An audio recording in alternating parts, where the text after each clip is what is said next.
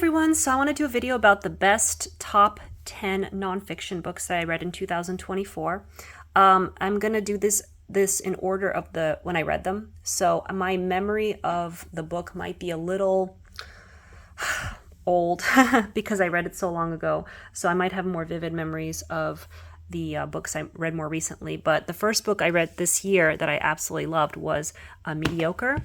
And this is by Ijeoma Ulu, and she is the author of So You Want to Talk About Race, which I read several years ago, and I found a lot of value in that book.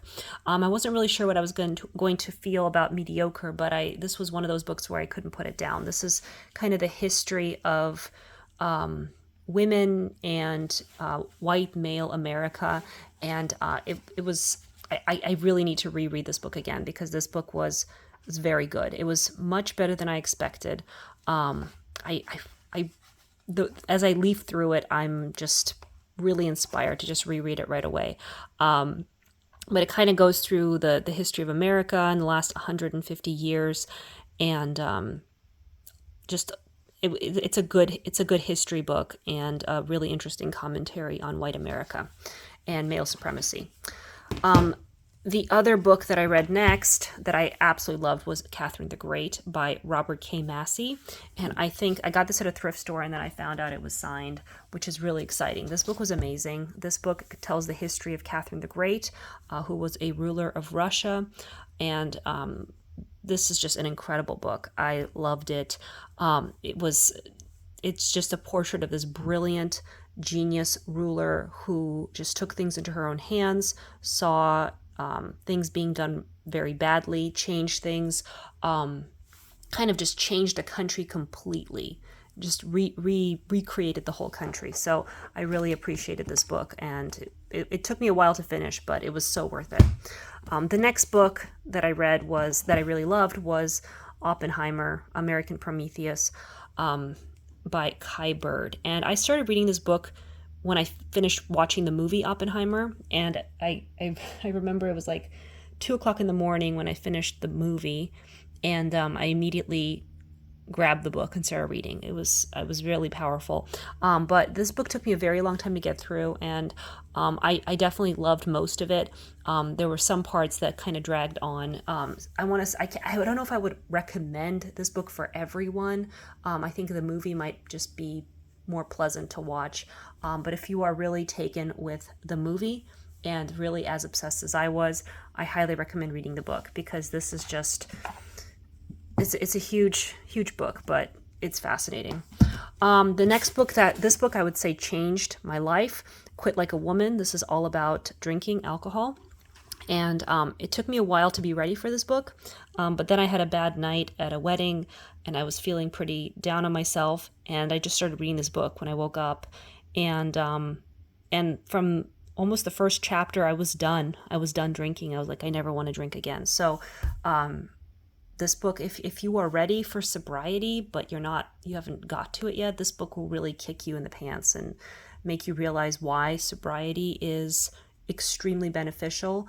And it's not just a book on don't drink. It's science, it's history, it's sociology, it's psychology, it's so many different things, and it's women's studies, really just dissecting our culture, our society, that it really pushes alcohol as a normal daily experience. So I really liked this book. I thought this was amazing.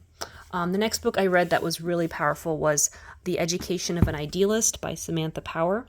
And Samantha Power was Obama's human rights advisor, and in 2013 she was the U.S. ambassador to the United Nations.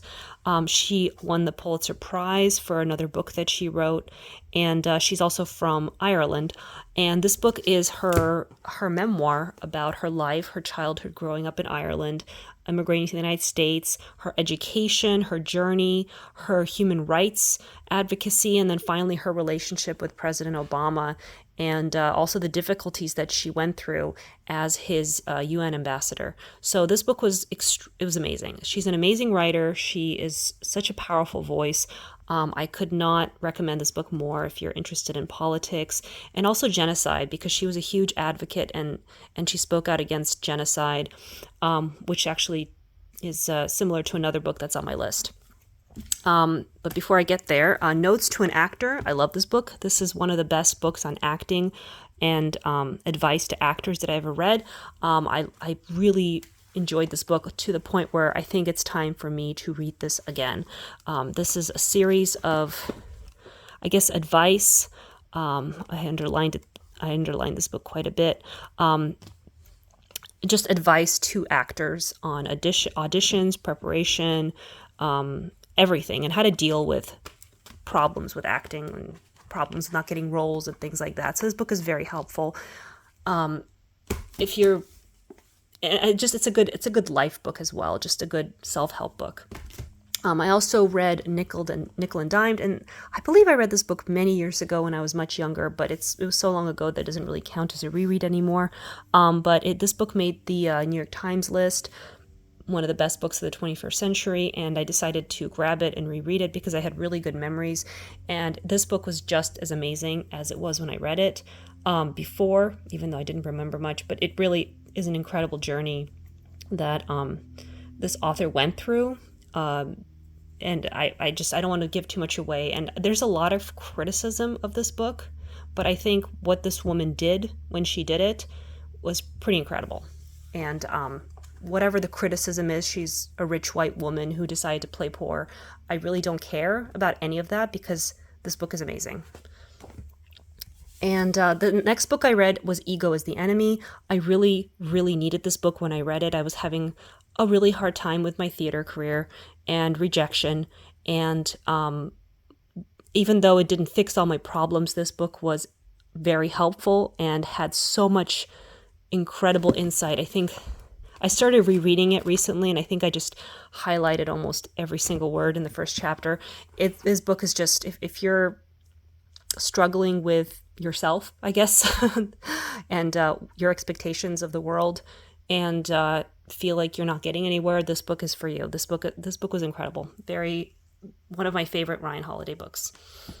Next, another activist, Serge Tankian, and this is the lead singer of System of a Down, which is one of my favorite bands of all time. I love System of a Down, so I was super excited when this book was announced, and I had to get it right away and read it right away. And this book was amazing. He's not the best writer in the world, but he is such a strong and powerful voice, and he's an advocate for the Armenian genocide awareness, and it mostly talks about his life, his history, how he formed the band, how the problems the band had, and of course his activism, which is one of the reasons the band is having trouble within itself internally, is because he is so politically active and outspoken. But this book it was a great journey through I guess a man who has a lot of power. He has a lot of wealth, and he's using it for political advocacy. So I respect that so much, and so I love this book. And then finally, just finished this month, War by Bob Woodward. I believe this book just came out. I was so excited to grab it, and I loved it. This book was amazing. I'm not the biggest fan of Bob Woodward, even though I do read his books when they come out. But this was my favorite of everything he's written, and it really is just about what happened in the last 2 years. It talks about the war with Israel and Palestine. It talks about the war in Ukraine and Russia. It talks about Biden and his struggles with the presidency and his son. It talks about Putin and Trump, and talks about Trump's presidential election, and basically just synopsis of everything that happened in the last 2 years, just play by play, and also some pretty excellent commentary and insight by the author. If you haven't really been watching the news too much, I've been kind of avoiding it because it makes me very depressed. This was an excellent summary of everything that was happening. And I really appreciated this book. This book was amazing. Highly recommend this one. Anyway, so those are my top favorite nonfiction books that I read in 2024. Thank you for watching. And again, if you have a book recommendation for me, please let me know. I love reading highly recommended books. Thank you.